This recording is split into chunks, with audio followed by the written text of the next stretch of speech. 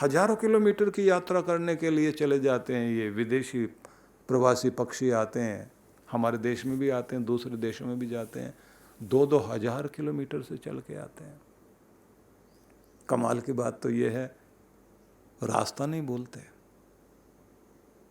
किसी के भरोसे पर चल रहे हैं और तरंगे काम कर रही हैं। तो फिर से हम वहीं पहुंचते हैं कि भगवान शिव ने इस धरती के नाम संदेश दिया कि तुम एक प्यारा जीवन और जीवन के बाद भी जीवन चाहते हो तो पहला कार्य ये करो, जीवन शैली में अपनी अहिंसा को अपनाओ, हिंसक वृत्ति को नहीं। तुमसे लोग तुम्हारे प्रेम की कामना करते हैं, तुम भी दूसरों से प्रेम चाहते हो, तुम भी किसी से घृणा नहीं चाहते कि तो कोई तुमसे घृणा करे, तुम भी किसी के साथ घृणा का व्यवहार मत करना। तुम नहीं चाहते कि कोई तुम्हें चोट दे, तो दूसरों को चोट पहुंचाते समय ख्याल रखना। और व्यास ऋषि जब बोलते हैं तो वो ये कहते हैं, आत्मनः प्रतिकूलानि परेशान न समाचरेत। ऋषि मनु से ये उद्घोष शुरू हुआ था, व्यास तक जाकर पहुंचा, जिसमें वही एक बात है कि व्यवहार करते समय इस बात का ध्यान रखना कि इधर तुम हो तो दूसरी तरफ खड़े हुए व्यक्ति में भी तुम उसमें अपना आपा देखो। अपने जैसा व्यवहार, जैसा खुद के लिए चाहते हो वैसा व्यवहार दूसरों के साथ करना शुरू कर दो। वही इसी का नाम तो धर्म है। मनुष्य को मनुष्य बनाए रखने के लिए पवित्र ग्रंथों के जो संदेश हैं उनको सुनना ही नहीं है, गुनना भी है, चुनना भी है, और जिंदगी में आ जाए तो जिंदगी झूमना शुरू कर देती है। तो पहला वचन तो उनका यही है कि आप अपने जीवन की, लंबे जीवन की, गुणवत्ता वाले जीवन की कामना करिए, और तुम रहो, तुम्हारा नाम भी रहे, तो ये कामना जरूर कीजिए, लेकिन इस कामना के साथ एक अच्छी जीवन शैली अपनाइए। उस जीवन शैली में आपको सबसे पहले ध्यान रखना है कि हिंसक वृत्ति से बचना, और दूसरा शब्द उन्होंने कहा, जीवन में सत्यता जुड़ जाए। तुम्हारा जीवन भरोसे से चलेगा और भरोसा तुम्हारे सच से चलेगा। तुम्हारे व्यवहार में, लेन देन में जब झूठ पकड़ा जाता है तो क्या खो जाता है? विश्वास। विश्वास खो गया तो आपका व्यक्तित्व, आपकी छवि जो उसके हृदय में बनी थी, एक प्यारी छवि बनी थी, उसमें कालापन आता। फिर उस छवि को प्यार से पोसा गया था अपने भीतर। हर कोई किसी की छवि बनाता है, अच्छा इंसान है, प्यारा इंसान है, अपने जैसा लगता है, अपनापन लगता है, भरोसा किया जा सकता है, इसके साथ बैठा जा सकता है। लेकिन जैसे जैसे झूठ जिंदगी में आए, उसके व्यवहार में झूठ दिखाई दे। एक तो होता है झूठ कह दिया जाए, और या गलती से हो जाए, जानबूझ के हो जाए, और व्यक्ति झूठ को ढकने की कोशिश न करे, और वो एकदम कहे कि नहीं, मुझसे भूल हो गई, गलतफहमी में जो बोला गया वो झूठ था, सच को स्वीकार कर लिया। भरोसा फिर से बनता है, क्योंकि लगता है फिर सॉरी भी बोले आदमी और कह भी दे, तो उससे लगता है कि गलतियां मैं भी करता हूँ, गलतियां इससे भी हुई है, मेरी तो खुद की हिम्मत नहीं होती सॉरी बोलने की और सच कहने की, ये तो फिर भी बोल रहा है। भरोसा जागता है। इसलिए कहा है कि तुम्हारा भरोसा ही तुम्हें आगे ले जाएगा। जिन कंपनियों में भरोसा जीतने के लिए, वचन निभाने के लिए, कहे का पालन करने के लिए जिनका अपना सिद्धांत होता है वो कंपनियां फिर एक ब्रांड बनती हैं, और कोई अच्छा ब्रांड हो तो फिर वो अपनी अलग से कीमत रखते हैं, मार्केट में उनकी एक वैल्यू बनती है। परमात्मा के दरबार में भी हम जाना चाहते हैं और मूल्यवान बनना चाहते हैं, तो ये बात जरूर ध्यान रखिए, भरोसे के लिए सत्य और सत्य वचनों में आ जाए। इसलिए अंतेवासी शिष्य को जब उपदेश दिया गुरु ने, जाते हुए विदाई के समय में कहे गए वचन बड़े महत्वपूर्ण होते हैं। भारत की अपनी परंपरा है कि बेटी को विदा करते थे तो उसके बाद में माँ बाप जो है आखिरी में आशीर्वाद का गीत गाते थे, और उस समय विदाई के समय में कुछ वचन बोले जाते थे। ये विवाह होने के बाद उसी वेदी पर बोले जाते वचन है। माँ अपने ढंग से कह रही होती है, बहुत जतन से प्यार से पाला था तुम्हें, जो हमें जीवन में अच्छा कुछ लगा वो संस्कार भी तुम्हें दिए। तुम अपनी देह लेकर के यहाँ से जा रहे हो, लेकिन इसी के साथ में हमारी यादें लेकर जा रहे हो, लेकिन हमारी कुल की परंपरा भी लेकर जा रहे हो। तुम्हारे साथ हमारे घर की इज्जत मान सम्मान भी जा रहा है। बड़ों की पगड़ी का पूरा मान तुम्हारे साथ जा रहा है। गुस्सा सबको आएगा, आता है, बुरा सबको लगता है, पर ख्याल रखना ये पगड़ी, ये मान, ये सम्मान, ये कुल की परंपरा, बेटी ये गिर न जाए। और गा के बोलते हैं।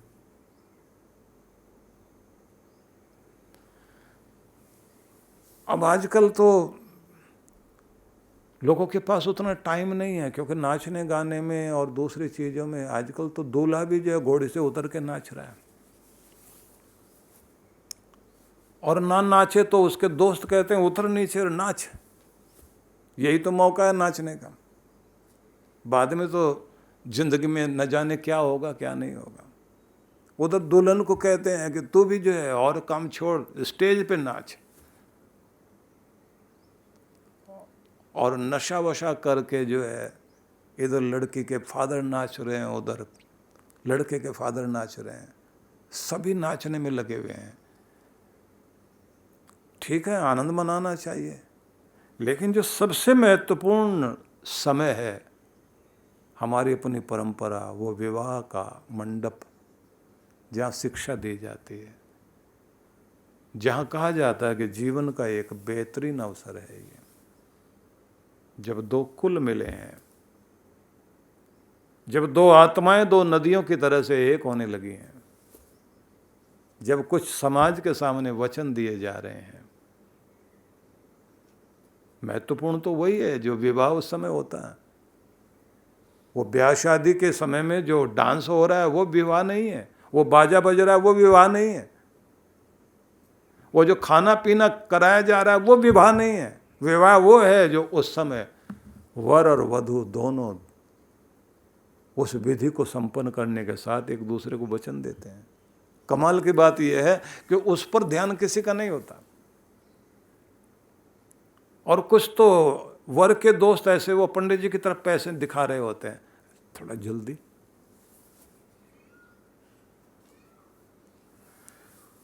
तो हम असली चीज को भूल जाते हैं, जीवन की जो शिक्षा है। गुरु भी जब अपने शिष्य को विदा करता है तो अभी भी जिस समय समावर्तन संस्कार होता है, समावर्तन संस्कार में भी जिसमें यह कहना चाहिए कि जब विदाई का समय चल रहा होता है, जिस समय अंत्यवासी शिष्य को शिक्षा दी जाती है, आजकल उसके लिए बड़े बड़े समारोह होते हैं, कॉलेज में होते हैं, यूनिवर्सिटीज़ में होते हैं। उस समय जो है कुछ बातें कही जाती हैं, लेकिन परंपरा के अनुसार वो जो है उपनिषद के वचन बोल दिए जाते हैं, पर वो वचन ध्यान नहीं दिए जाते। वहाँ क्या कहा जाता? सत्यम वद, धर्मम चर, स्वाध्यान मा प्रमद न प्रमदितव्यम। फिर आगे कुशलान न प्रमदितव्यम न प्रमद, इस तरह के वचन बोले जाते हैं। मतलब क्या होता है कि बोलने के लिए सत्य है और आचरण के लिए धर्म है। धर्म कहने की चीज नहीं, वो आचरण की चीज। और सत्य तुम्हारे वाणी से ही नहीं, व्यवहार में और जिंदगी में बोलना चाहिए, क्योंकि तुम्हारी पीठ भी बोलती है। तुम्हारे सामने तुम जब बोल रहे होते वो अलग है, तुम्हारी पीठ भी बोलनी चाहिए कि पीछे से भी आवाज आए, नहीं आदमी ठीक है। और फिर कहा सीखना जानना, इसमें कभी प्रमाद मत करना, आलसी मत बनना। और फिर कहा न प्रमदितव्यम, प्रमाद करना ही नहीं चाहिए। मतलब तुम्हारा सीखने का जो एक दौर था विद्यालय का, वो आज पूरा हो रहा है, लेकिन नहीं, जिंदगी सिखाएगी तुम्हें। पर पढ़ना जारी रखना, जानना जारी रखना, और इसमें आलसी मत बन जाना। और अपनी कुशलता में, अपनी प्रवीणता में, इसमें कभी प्रमादी न बनना, आलसी मत बनना, लापरवाह मत होना। अपने आचार्यों के प्रति मान सम्मान में, उसमें कभी प्रमादी मत बनना। तो इसलिए मैं ये कहना चाहता हूं कि भगवान श्री शिव महाराज, जिन्हें हम कहते हैं घट घटवासी अंतर्यामी, जिन्हें हम कहते हैं मंगलकारी, जिन्हें हम कहते हैं चंद्रमौली चंद्रशेखर, जिन्हें हम कहते हैं आशुतोष, शीघ्र प्रसन्न होने वाले, वो करुणा अवतार हैं। करुणा का ही रूप उनका रूप है। इसलिए कर्पूर गौरम करुणा अवतारम, करुणा के अवतार। तो उन्होंने करुणा करते हुए हमारे लिए संदेश दिया कि अपनी जीवन शैली में एक तरफ तो हिंसा वृत्ति नहीं, दूसरा सत्य और विश्वास से जिंदगी को जोड़ना, तीसरा शब्द फिर कहा अक्रोधा, बड़ा महत्वपूर्ण शब्द है। अक्रोध में उन्होंने ये कहा कि बात बात में तनावग्रस्त हो जाना, गुस्सा करना, और गुस्सा करने में भी व्यक्ति जो है वो मनुष्यता छोड़ देता है। तुम इस पर विजय प्राप्त करो और अक्रोध वाली स्थिति में आओ। अक्रोध वाली स्थिति क्या है? जहाँ क्रोध आए, टकराए और बिना जलाए चला जाए, जिसके अंदर शांति और संतुलन बना हुआ हो। आसान नहीं है। व्यक्ति की तरफ थोड़ा सा भी कोई निंदा, चुगली, मान, अपमान, जिसे दुनिया पूजती हो, उसका कोई अपमान कर दे, भगवान श्री कृष्ण के स्वरूप को ध्यान में ले आइए। जिनका भरे सभा के अंदर सम्मान हुआ, और कितना बड़ा सम्मान, राजाओं में अग्रणी कौन, ऋषियों में सर्वपूज्य कौन, मानवों में सर्वपूज्य कौन, इस धरती का अग्र पूज्य कौन। अग्र पूजा का अधिकार भगवान श्री कृष्ण को दिया गया। प्रथम पूज्य, सबसे पहले जिन्हें सम्मान दिया जाए, जिनके लिए सम्मान देने के लिए सब खड़े हो जाए, वो अग्र पूजा का अधिकार दिया उनको, अग्र पूज्य माना गया। इतना सम्मान देने के बाद और ये अग्रणी मानने के बाद फिर वहीं सभा में एक परिवार का ही व्यक्ति, उनकी बुआ का ही बेटा उनके सम्मान को बर्दाश्त नहीं कर पाया।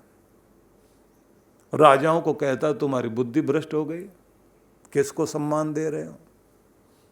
क्योंकि आदमी को बर्दाश्त नहीं होता हमारे होते हुए दूसरे को मान मिल जाए, हमारे होते हुए इसका नाम बढ़ जाए।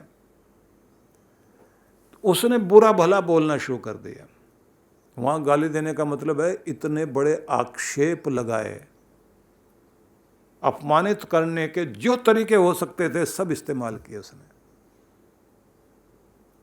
और कभी भीम गदा उठाए और कभी अर्जुन अपना धनुष बाण पकड़े, यहां तक के युधिष्ठिर के भी अंदर कितनी बार रोष आ गया। लेकिन श्री कृष्ण सबको बोलते रहे कि नहीं, शांत हो जाओ। परिणाम दिखाई दे रहा है कि वो क्रोधित नहीं है, शांत है। जब वो हमलावर हो गया और बोला नपुंसक कुछ कर ही नहीं पाओगे तुम, तुम्हारे अंदर क्या दम है, मैं तुम्हें अभी मारता हूं, तब भगवान कृष्ण ने अपना सुदर्शन चक्र हाथ में उठाया। बात यह नहीं कि तुम कितना बर्दाश्त कर सकते हो, कोई एक गाली, कोई 10, तो कृष्ण भगवान 100 नहीं। बर्दाश्त की वहां कोई सीमा नहीं है, लेकिन जहां दंडित करना वहां दंडित करते हैं। शिव जी ने पूरी दुनिया का जहर कड़वाहट पी। ये बर्दाश्त करना और प्रेम बनाए रखना जीवन शैली का एक महत्वपूर्ण हिस्सा होना चाहिए। ये तुम्हें ऊंचा उठाता है, भगवान का प्रिय बनाता है।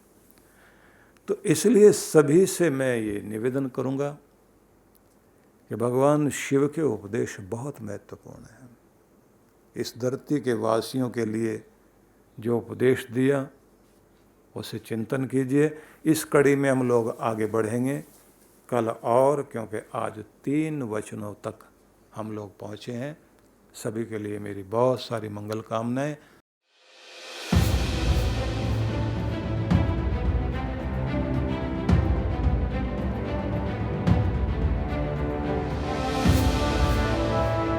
हम सभी सफल होना चाहते हैं, सुखी होना चाहते हैं, प्रसन्न रहना चाहते हैं और सब तरह से समृद्ध और उन्नत जीवन जीना चाहते हैं।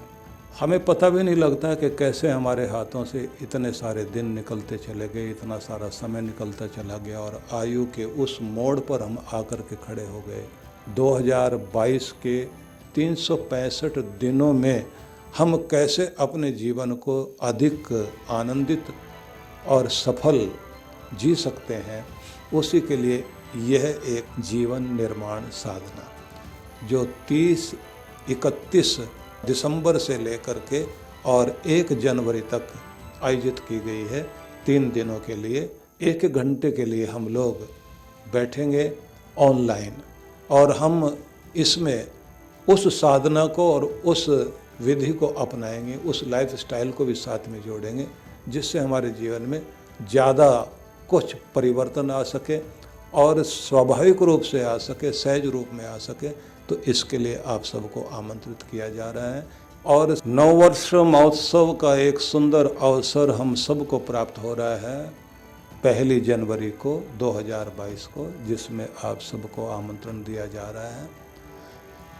सभी एक मंगल यात्रा में शामिल होंगे, मंत्र पाठ करते हुए, गाते बजाते हुए, और साथ साथ में उस दिन आप सबको यज्ञ करने का अवसर तो मिलेगा ही मिलेगा। एक नई अफर्मेशन के साथ, संकल्प के साथ में अपने दिन की हम लोग शुरुआत करेंगे और उसी नववर्ष के उजाले में हम लोग अपने आने वाले समय का सपना भी देखेंगे। इस महोत्सव के लिए मैं आप सबको आमंत्रित करता हूँ।